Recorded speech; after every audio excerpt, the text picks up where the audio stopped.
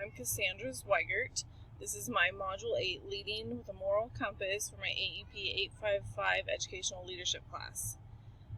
There were several videos and articles that we were to read for this assignment. The first one was a video, and it focused on the importance of your moral compass and finding your true north and defining your personal likes between right and wrong and making a decision not to come even close to that line. In the second video, it focused more on how to morally treat others and establish that same line that the first one talked about. The third video was concerned more about moral emotions and making moral decisions based on emotions and how we have evolved in society because of this. The first article talked about observing a moral compass and understanding why we should consider the needs of others before we act, and how we should strive to improve the lives of others regardless of their preferences, because that's how we build a moral society. And then the last article, the moral compass, this article demonstrates why every person has a different moral compass, and until society recognizes a single authority, we will continue to have differences in our moral compasses. This right here is my moral compass. I saw several compasses that had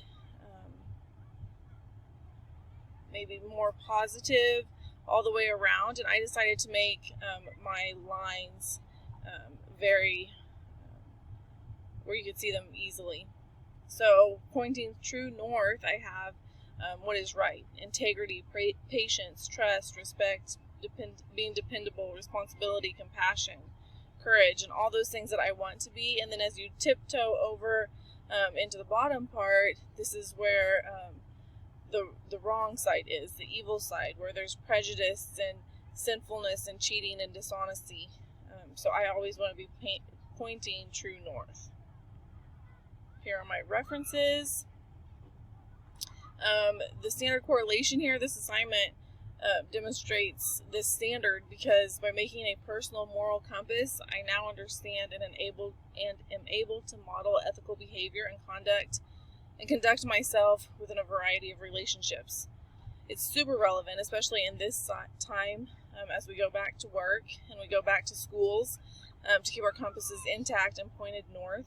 Students are going to be entering the buildings at different levels that we haven't seen before, and they may have more issues and more worries coming from this world of COVID, and we need to just keep our compasses pointed north and not enter the lower part of the compass.